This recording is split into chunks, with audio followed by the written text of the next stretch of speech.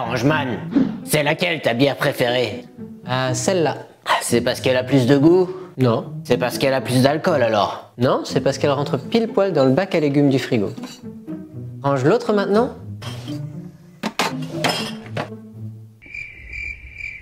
Parfois, on a besoin d'une grande étagère. Ok. Alors j'ai ça pour toi. Mais non, quand l'hiver est terminé, il me faut de la place pour ma luge, mon sapin de Noël et mes boules. Alors voilà ce qu'il te faut. Ah non, parce que quand l'été est terminé, il me faut aussi de la place pour mon matos de camping, mon barbecue, mon hamac et mon bâton sauteur. Alors il reste ça. Mais c'est une porte. Plus maintenant. Ok.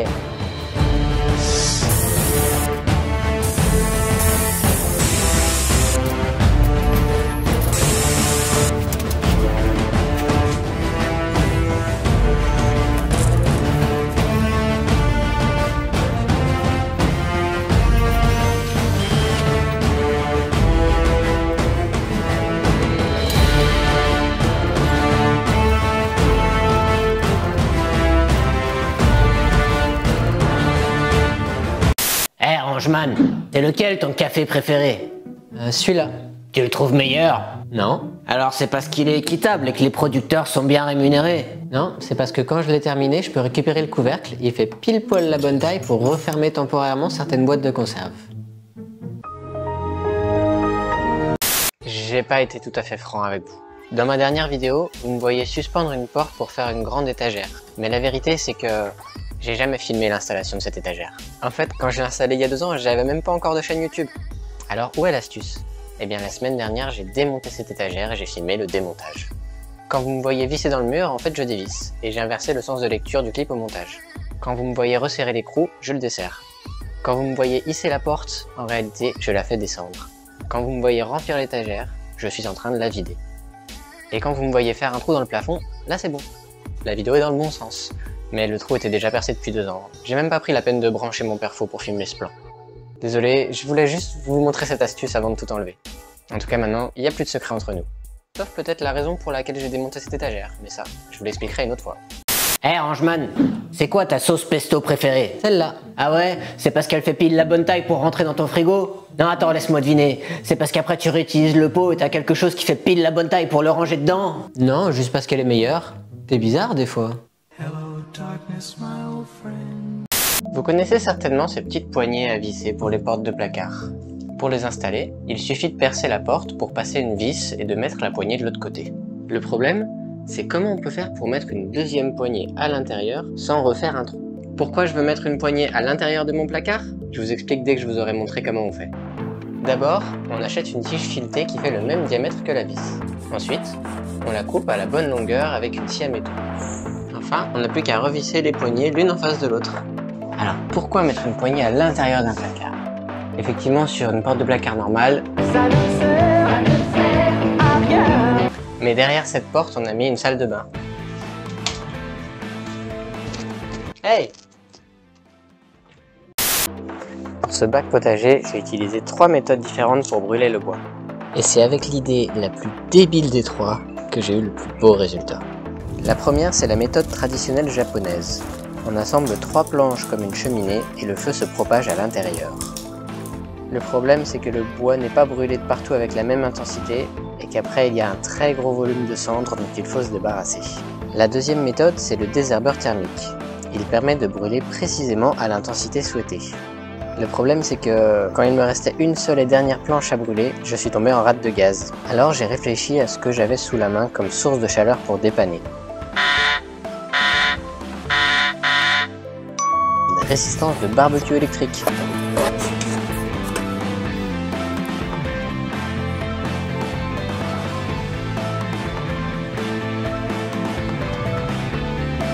Et voilà comment cette planche a obtenu ces jolies rayures transversales.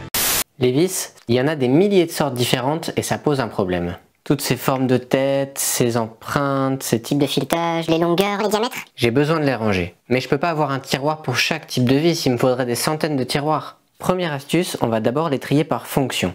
Parce que quand on cherche une vis à bois, si on tombe sur une vis à béton, on a perdu notre temps. Ensuite, dans chaque catégorie, on va prendre un seul critère et on va prendre le plus important. Pour les vis à bois, on aura surtout besoin de la longueur. Si c'est trop court, Les pièces de bois ne s'accrochent pas ensemble. Si c'est trop long, on se retrouve avec une pointe qui dépasse. Donc on va les ranger par longueur. Une fois les vis triées, je ne me contente pas d'écrire la longueur sur l'étiquette. Je fais un dessin, comme ça, quand j'ai une vis à ranger, je trouve sa place sans la mesurer. Pour les vis métriques, celles qui servent à faire les boulons, je ne les range pas par longueur mais par diamètre. Comme ça, quand j'en prends une, je trouve l'écrou qui lui correspond en un clin d'œil. Pour ranger simplement un vélo, on peut le garer contre le mur.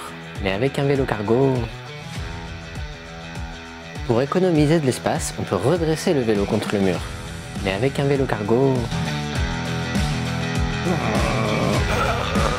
Pour gagner encore plus d'espace, on peut lever le vélo au plat. Oh non!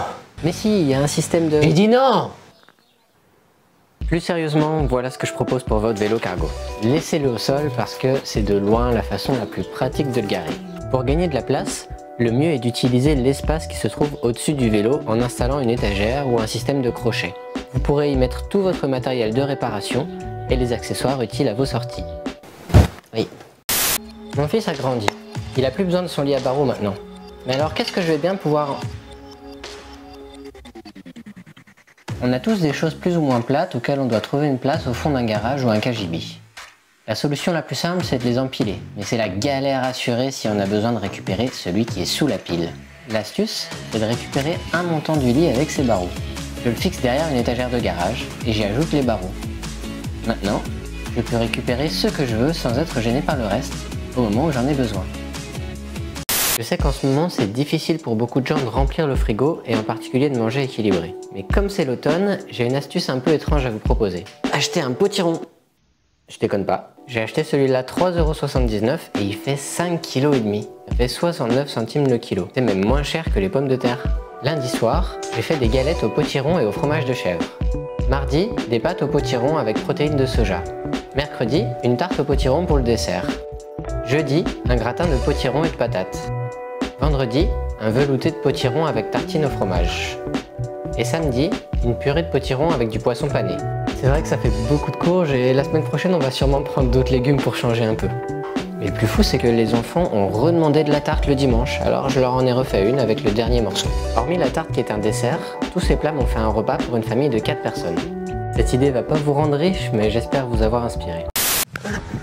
Vous pouvez doubler votre espace de vie si vous arrivez à libérer seulement 4 mètres carrés. Les jours de télétravail, profitez-en pour étendre votre coin bureau autant que nécessaire. Désolé pour le retard, chef, mon vélo d'appartement a crevé. Les jours de lessive, installez-y l'étendoir pour doubler votre espace de séchage du linge. Le soir, quand vos amis arrivent, rajoutez une table basse pour rendre le coin apéro 2 fois plus grand.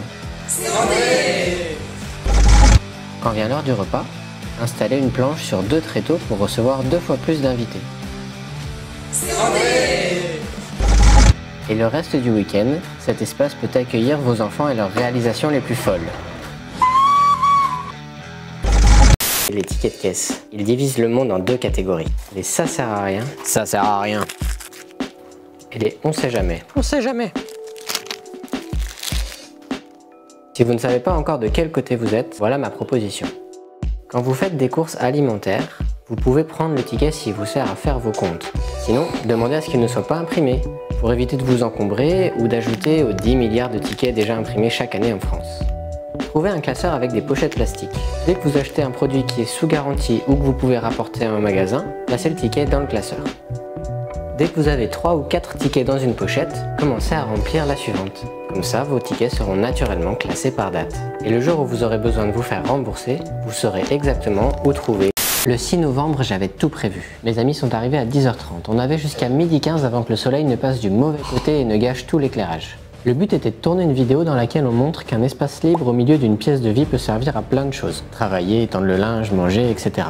J'ai allumé la caméra, on s'est tous installés à gauche. Ensuite on s'est changé et on s'est tous installés à droite. On a terminé dans les temps, merci, au revoir. Sauf que le lendemain au montage, j'ai vu le problème. Le sujet de la vidéo, c'est de montrer comment on utilise l'espace central et on a oublié d'utiliser l'espace central. Alors j'ai attendu que l'éclairage soit à peu près le même, j'ai replacé la caméra au même endroit, je suis allé chercher mon fond vert. J'ai ajouté un buveur de bière à gauche, puis un buveur de tisane à l'avant. J'ai récupéré ma dernière perruque pour ajouter un personnage à droite et une table. Quelques heures de montage plus tard, j'avais rempli mon salon d'invités alors qu'on était seulement 4 le jour du tournage. Au final, le plan que j'ai refait est tellement rapide que personne n'a remarqué que j'avais utilisé une tasse verte devant un fond vert. Attends, cette vidéo avec un vieux lit à barreaux a fait 1 million de vues? Vous me laissez pas le choix les gars. On va attaquer la deuxième moitié. Quand j'ai plus eu besoin de ce lit, j'ai bien sûr pensé à le revendre ou à le donner, mais personne de mon entourage n'était intéressé et le Bon Coin était déjà saturé de lits à 30, 20 ou même 15 euros. Alors c'était l'occasion de me mettre au surcyclage. J'ai inséré les barreaux du lit dans un tasseau coupé en deux parce que le montant du lit était trop large pour ce que je voulais faire. Ensuite j'ai monté des charnières solides au bout des tasseaux puis je les ai vissés dans le mur. Pour finir, j'ai ajouté 2 aimants et 2 vis. Et voilà un étendoir. Et quand le linge est sec, je libère l'espace. Ah, c'est bien ton truc, mais j'ai pas de lit à barreaux. Alors pour toi le mieux... Pas d'enfant. Alors Et j'ai pas le temps de faire ça. Oh! Alors pour toi le mieux, c'est peut-être d'acheter un étendoir rétractable comme celui-là. Super! Et j'ai pas de vêtements.